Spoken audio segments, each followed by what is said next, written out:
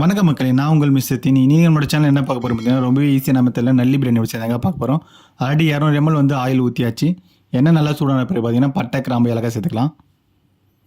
பாருங்கள், எண்ணெய் நல்லா சூடாகிடுச்சு. இந்த டைமில் பார்த்தீங்கன்னா பட்டை, கிராம்பு, ஏலக்காய் சேர்த்துக்கலாம்.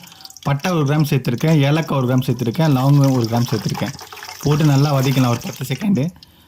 10 செகண்ட் வதங்கின பார்த்தீங்கன்னா 400 கிராம் வெங்காயம் சேர்த்துருக்கேன். அது நல்லா ஒரு 10 நிமிஷத்துக்கு நல்லா வதக்கலாம். பாருங்கள், இந்த மாதிரி கோல்டன் ப்ரௌன் கலர் டைமில் வர டைமில் பார்த்தீங்கன்னா ஒரு கைப்பிடியில் வந்து கொத்தமல்லி சேர்த்துக்கலாம்.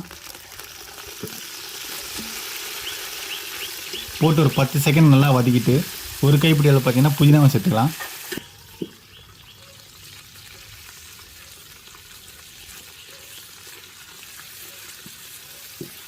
நூறு கிராம் பூண்டு சேர்த்துக்கிறாங்க. அரைச்சி வச்ச 100 கிராம் பூண்டு சேர்த்துக்கிறேன்.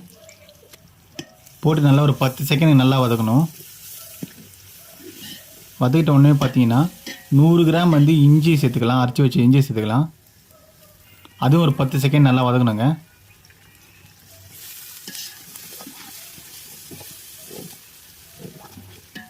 நல்லா வதங்கணும். இஞ்சி பூண்டு ஸ்மெல்லு போகிற டைமில் பார்த்தீங்கன்னா ஒரு 4 பச்சை மிளகாய் சேர்த்துக்கலாம். சேர்த்துட்டு கலரிட்டு 10 கிராம் பார்த்தீங்கன்னா காஷ்மீரி சில்லி மிளகாத்தூள் சேர்த்துக்கிறேன். அதையும் போட்டு நல்லா கலரிடலாங்க. 300 கிராம் தக்காளி சேர்த்துக்கலாங்க. 1 கிலோவுக்கு வந்து 300 கிராம் போட்டுக்கலாம். நல்லா தக்காளி மசிற வரையும் நல்லா வதக்கிட்டே இருக்கலாம்.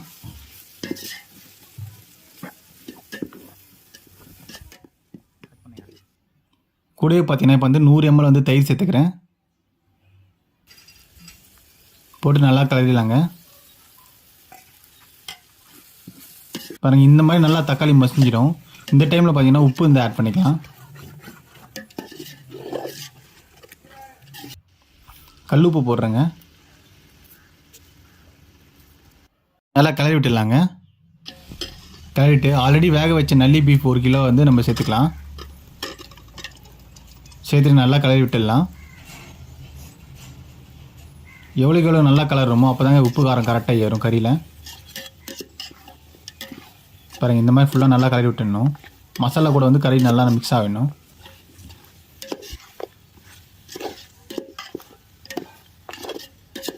பாருங்கள், நல்லா கலரியாச்சு. இப்போ பார்த்தீங்கன்னா ஆல்ரெடி வேக வச்ச சூப்பு இருக்குது பார்த்தீங்களா, கறி வேக வச்ச சூப்பை வந்து நம்ம ஊற்றிக்கலாம். கூடவே கொஞ்சம் தண்ணி ஆட் பண்ணிக்கலாம்.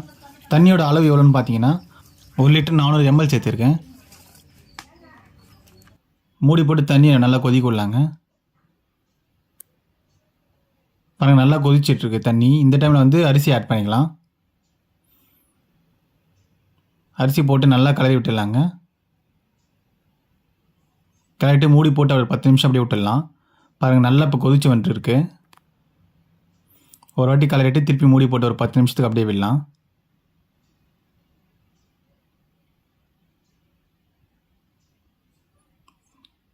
பாருங்கள், கரெக்டாக இப்போ தம் போகிற ஸ்டேஜுக்கு வந்துச்சு. இப்போ நல்லா கலரிட்டு மூடி போட்டு வந்து தம் போட்டுடலாங்க. கரெக்டாக அரிசிக்கும் தண்ணிக்கும் லெவல் கரெக்டாக இருக்குங்க. இப்போ வந்து மூடி போட்டு தம் போட்டுடலாம்.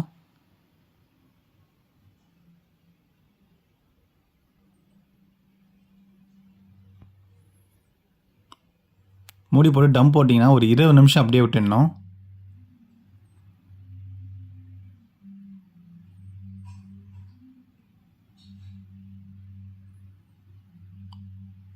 இப்போ தம் எடுக்கலாங்க. 20 நிமிஷம் ஆகிடுச்சு. பாருங்கள், பிரியாணி எவ்வளோ சூப்பராக வந்திருக்கு பாருங்கள். கலர்ஃபுல்லாக இருக்குது. தண்ணி இருக்கா செக் பண்ணிடலாம். அடியில் தண்ணி எதுவுமே இல்லைங்க. அடியில் கரெக்டாக இருக்குது. இப்போ வந்து பிரியாணி திருப்பிடலாம். பாருங்கள், எவ்வளோ சூப்பராக வந்திருக்கு பிரியாணி. இந்த வீடியோ பிடிச்சிருந்தால் மறக்காமல் லைக் பண்ணுங்கள், கமெண்ட் பண்ணுங்கள், ஷேர் பண்ணுங்கள். மறக்காமல் சப்ஸ்கிரைப் பண்ணுங்கள். அந்த பெல் பட்டனையும் ப்ரெஸ் பண்ணுங்கள்.